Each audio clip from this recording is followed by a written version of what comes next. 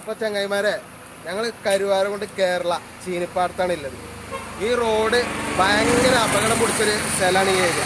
അപ്പോൾ ഇതിനെപ്പറ്റി നമ്മൾ മുനീറും സർഫും ആബിദൊക്കെ പറയാം. അപ്പോൾ എല്ലാവരും പരമാവധി ഇവിടെ എത്തുമ്പോൾ എല്ലാവരും 30 സ്പീഡിൽ കൂടാതെ പോകാതെ ശ്രദ്ധിക്കുക. ഈ റോഡ് ഭയങ്കര അപകടം പിടിച്ച റോഡായിരിക്കണം. പറഞ്ഞു പിന്നെ ഈ റോഡിനെ പറ്റി പറയാന്ന് വെച്ചാൽ ഇത് നമ്മളെ മലയോര ഹൈവേയാണ്. അപ്പോൾ ഇതിൻ്റെ പണി കഴിഞ്ഞിട്ട് ടാറിങ് കഴിഞ്ഞിട്ട് 2-3 മാസം കഴിഞ്ഞിട്ടുള്ളൂ. അപ്പോൾ കേരളത്തിൽ ചീനിപ്പാട കണ്ണത്ത് പമ്പ് വരെ ഈ റോഡിന് മിനിമം കുറച്ച് അധികമാണ്. അപ്പോൾ മഴ വെച്ചുമ്പോൾ പ്രത്യേകം ശ്രദ്ധിക്കാൻ ഇതിൻ്റെ എഞ്ചിനീയർമാർ നമ്മളോട് നിർദ്ദേശം ഉണ്ടായിരുന്നു. 10 അപകടങ്ങളുടെ മുകളിൽ ഇപ്പോൾ കഴിഞ്ഞു അവിടെ. അതായത് ഇപ്പോൾ ഈ കുണ്ട് ഈ പാടത്തേക്കൊരു വണ്ടി, ഇപ്പോൾ നമ്മളൊരു കൂട്ടുകാരനൊരു ഓട്ടോറിക്ഷ നായി അടിയാണ്ട് അങ്ങനെ വിവിധ അപകടങ്ങൾ 10ഓളം. ഇപ്പോൾ മുകളിലിപ്പോൾ ഒരു കാർ അവിടെ തട്ടിക്കിടക്കണം. ഈ ഇരുമ്പിൻ്റെ പോസ്റ്റ് അടക്കം പൊട്ടിച്ചൊരു സന്ദർഭം ഇവിടെ ഉണ്ടായിരുന്നു.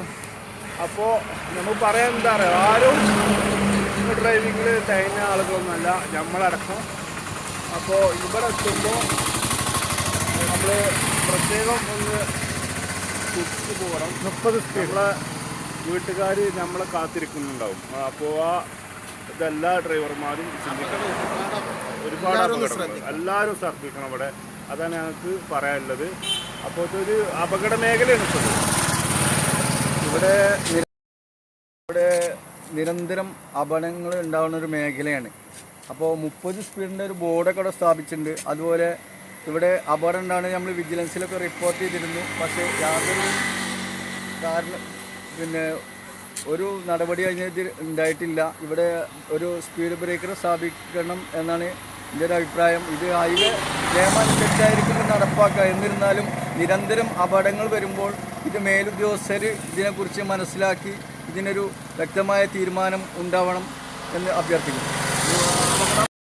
ഒരു കാർ അവിടെ ആക്സിഡൻ്റായി വീണ്ടും കടന്നിട്ടുണ്ട്. അപ്പോൾ മഴ പെയ്താൽ നിരന്തരം അപകടങ്ങളാണ് ഇവിടെ സംഭവിക്കുന്നത്. അത് ഞങ്ങൾ കാട്ടിത്തരാം. ഇത് പുറത്തുള്ള വണ്ടിക്കാരല്ല, ഈ സ്വന്തം ഈ നാട്ടുകാരനെ അപകടത്തിൽപ്പെടുന്ന ഒരു മേഖലയായി മാറിക്കുന്നു.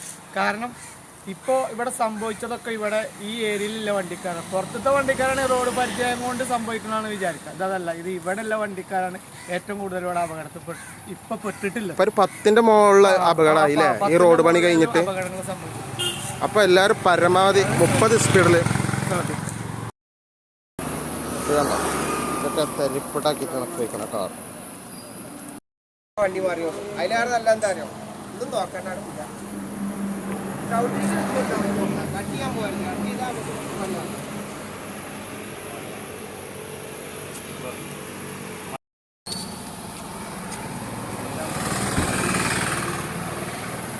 നമുക്ക്